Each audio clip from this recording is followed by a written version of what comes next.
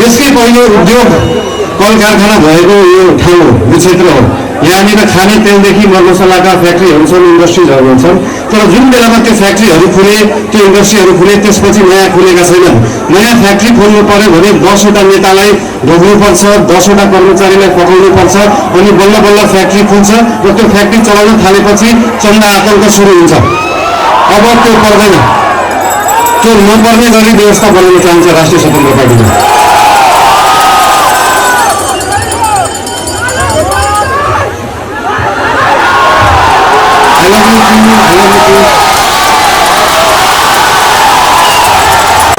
विश्वको पहिलो तीर्थस्थल कुन थाहा छ तपाईँहरूलाई? हाम्रै बाह्र क्षेत्र। यो हामी नेपाललाई पनि कतिलाई थाहा छैन। त्यो थाहा दिन चाहन्छौँ, त्यो थाहा दिने मान्छे बन्न सकौँ, त्यो थाहा दिने पार्टी बन्न सकौँ, त्यो थाहा दिने सिस्टम बन्न सकौँ। अस्ति हामी त्यो बाह्र क्षेत्र घुम्दाखेरि उदयपुरका विभिन्न ठाउँहरूमा पनि पुगेका थियौँ। उदयपुरको त्यो कोस्टल एरिया हेर्दाखेरि इन्डोनेसियाको बाली मालदिभ जस्तो विकास गर्न सकिन्छ कि जस्तो लाग्यो। त्यस्तो विकास गर्ने पार्टी बन्न चाहन्छ। यता पिउने पानीको पनि धेरै समस्या छ। धरानमा पिउने पानीको डिपिआर पहिले भएको थियो, त्यो डिपिआर भयो, त्यो खानेपानीको व्यवस्थापन कोशीबाट मेकानिकल लिफ्टिङ गरेर धरानमा पानी ल्याउनलाई लगभग 5-6 अर्ब लाग्छ। तर सायद यहाँका जनप्रतिनिधि त्यो सरकारमा पुगेन होला, त्यहाँको पार्टी पुगेन होला। कुन पार्टी पुग्छ अब त्यो सरकारमा? यो भेगलाई त्यो पिउने पानी खुवाउने पार्टी बन्न चाहन्छ राष्ट्रिय स्वतन्त्र पार्टी। तपाईँलाई थाहा छ नेपालको 60-70% फुटबल प्लेयर कहाँबाट निस्किन्छ? यही पूर्व क्षेत्रबाट निस्किन्छ। तर फुटबल प्लेयरहरूलाई उत्पादन गर्नलाई, त्यो ग्रासरुटको फुटबललाई विकास गर्नलाई, त्यो खेल मैदान विकास गर्नलाई अहिलेसम्म सकिएको छैन। एउटा स्टेडियम बनाउन सकिएको छैन, ग्रासरुट लेभलको ट्रेनिङ सेन्टरहरू बनाउन सकिएको छैन। त्यो ट्रेनिङ सेन्टर बनाएर त्यो फुटबल विकास गर्नलाई आज गरेको हाम्रो इन्भेस्टमेन्ट 10 वर्ष पछाडि देखिन्छ। एउटा फुटबल प्लेयर राम्रो बन्नलाई कम्तीमा पनि 10,000 घन्टा प्र्याक्टिस गरेको हुनुपर्छ। त्यो प्र्याक्टिस गराएर राम्रो फुटबल प्लेयर उत्पादन गर्ने स्वभाव बोक्ने पार्टी बन्न चाहन्छ राष्ट्रिय स्वतन्त्र पार्टी।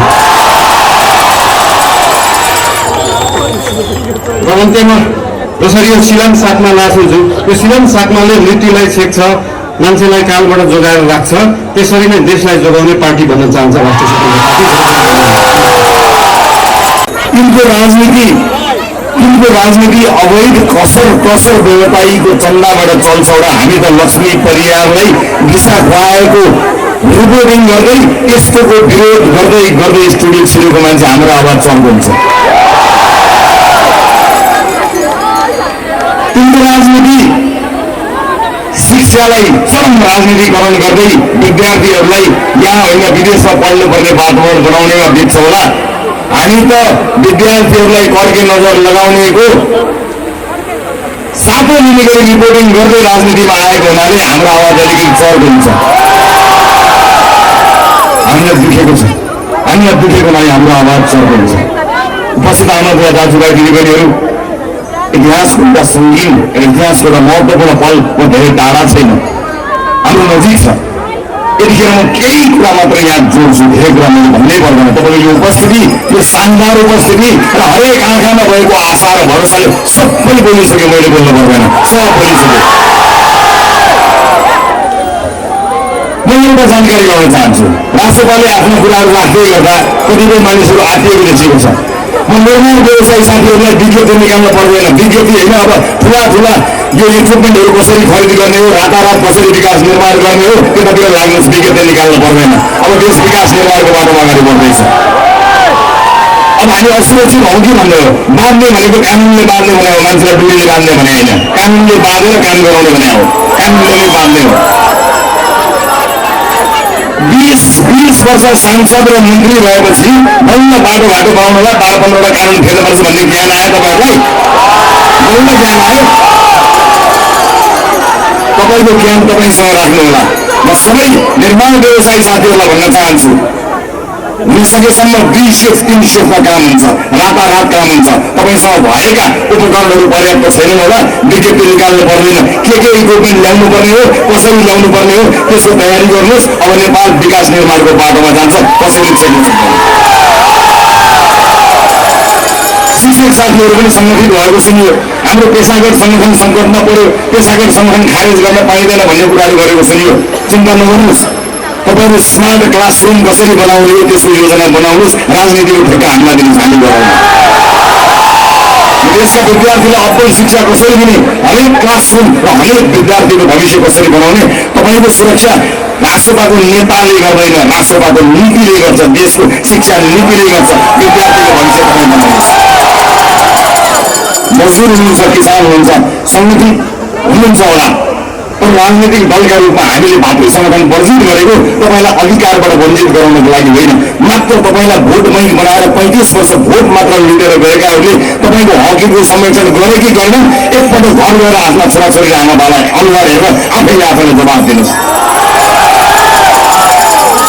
हामी मात्र यदि चाहन्छौँ कि देशमा विधिको शासन बढोस्। राष्ट्रपतिले आफ्नो अवधारणामा भनेको छ स्थिति बसाल्नका लागि हो, हामी स्थिति बसाल्ने काम गर्नको लागि आएका हौँ। त्यसैले मजदुर, विद्यार्थी, शिक्षक कसैले पनि चिन्ता गर्नु पर्दैन। कर्मचारी साथीहरूमा पनि कता कता यो के गर्ने हो, सङ्गठन ट्रेड युनियन खारेज हुने भयो होला भनेर यो हुँदैन भनेर विरोध गर्ने कुराहरू हामीले सुनेका छौँ।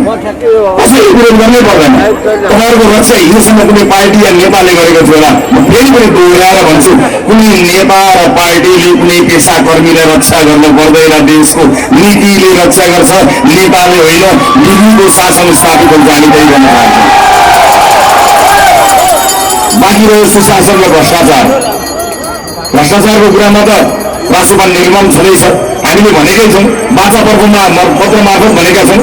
आजको यो भव्य सभामा म स्पष्ट पार्न चाहन्छु, 46 सालपछिका सबै काण्डको छानबिन हुन्छ।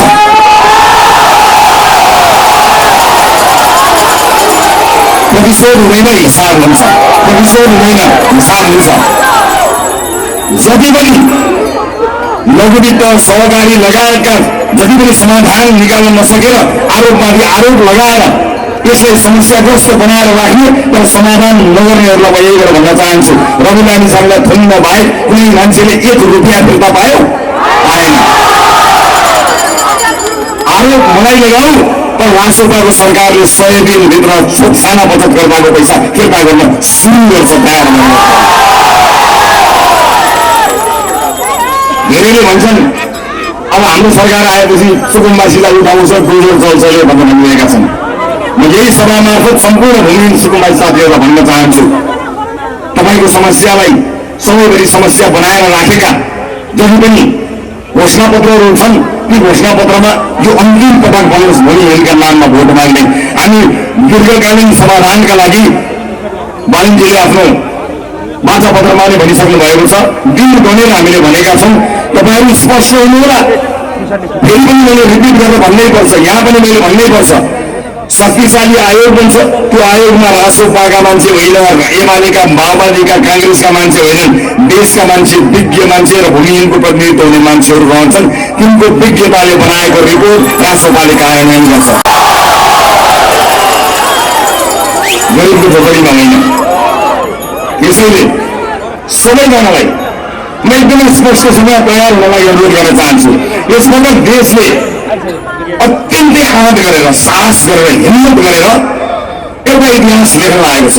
यो इतिहास लेख्ने बेलामा म सबैलाई के भन्न चाहन्छु भने निर्वाचनमा सहभागी बनाऊ। सानातिना झैझगडा, सानातिना वाद विवादहरू आइरहन्छन्। यसपटक जनता जागेको बखत हो। धेरै अगाडि युवाहरूले राजनीतिमा हस्तक्षेप गरेका थिए, तर एक युग पर्खेर हामीले यो पर्ने वातावरण सृजना गरेका छौँ। त्यसैले जुनसुकै दलमा भएका तपाईँहरू हुनुहुन्छ, म अघिल्लो मञ्च भनेको कुरा भनेर दिँदा हुन्छु। हुनसक्ला तपाईँको घरमा वर्षौँदेखि एउटा पार्टीको झन्डा थियो, मनले त्यो पार्टी थियो, सदस्यता पनि थियो होला। म यति चाहिँ ग्यारेन्टी गर्छु यो मञ्चमा उभिएर तपाईँलाई कि यो 21 गते इतिहासको पन्नामा सुनौलो अक्षरमा लेखिनेछ।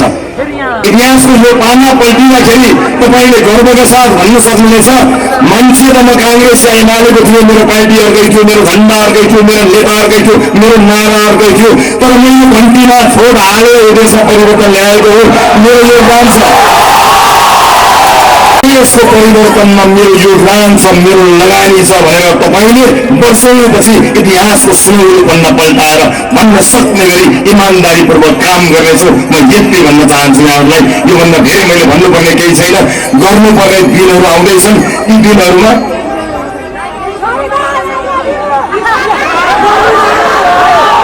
अब भ्रष्टाचारको कुरामा निर्मूल हुने कुरामा मैले अस्ति नै भनिरहेको थिएँ। हामी दुईजना गर्नुलाई हेर्नुहोस् न, हामीले नगरेको आँट कसले गर्ला? हामीले नगरेको आँट कसले गर्ला भ्रष्टाचार नियन्त्रणमा? त्यसैले धेरै बोल्नु पनि हुँदैन, नबोलिकन गर्नुपर्ने कामहरू कति रहेछ, अलिअलि बोलेर पनि दिइरहेको छ। त्यस कारणले नबोलिकन गर्ने काम धेरै छन्। म यो भव्य उपस्थितिका लागि तपाईँलाई धेरै धेरै धन्यवाद दिन चाहन्छु। यहाँ कसै कसैले तपाईँलाई झुट्याउला समानुपातिकमा चाहिँ एउटा भोट, प्रत्यक्षमा अर्को भोट भनेर। बहुमतको सरकार प्राप्त गर्नका लागि प्रत्यक्षमा पनि घन्टी, समानुपातिकमा घन्टी सबैतिर कुनै दललाई सताउन मन छ, सुधार्न मन छ भने 5 वर्ष प्रतिपक्ष सडकको प्रतिपक्ष भनेर सपिएर आउन्। हामीले खराब गऱ्यौँ भने तपाईँका लागि तिनी विकल्प बनुन्। यसपटक मात्र घन्टी यहाँ पनि त्यहाँ पनि घन्टी, सबैतिर घन्टी बजाउनु होला। म यति भन्न चाहन्छु यहाँहरूलाई। यो उपस्थितिको लागि फेरि पनि धेरै धेरै धन्यवाद दिन चाहन्छु। ध्याएसम्मका ठाउँमा पुग्ने कोसिस हाम्रो जारी छ। कहीँ कतै पुग्न सकेनछौँ भने हाम्रो तर्फबाट तपाईँहरूले घर घरमा गएर मत मागिदिनु पर्नेछ। हाम्रा लागि, तपाईँका लागि, आफ्ना लागि भोट हाल्न तयार भइदिनु पर्नेछ। यो चुनाव साह्रो भन्नेहरूलाई म यति भन्न चाहन्छु, सार्ने 4 दिन हो र साह्रो हामीलाई ठिक छ। यो साह्रो भन्ने कुरा नगरौँ, चुनाव गरौँ, चुनावले दिएको परिणाम स्वीकार गरौँ। देश अगाडि बढ्छ। लोकतन्त्रको ठेक्का कसैले नलियो। लोकतन्त्र जोगाउने यतिका जनता छन्, यतिका सचेत जनताले देशमा लोकतन्त्र पनि जोगाउँछन्, देश बनाउँछन् पनि र बचाउँछन् पनि। हस्, सबैको जय होस्, जय होस्, जय गान्धी।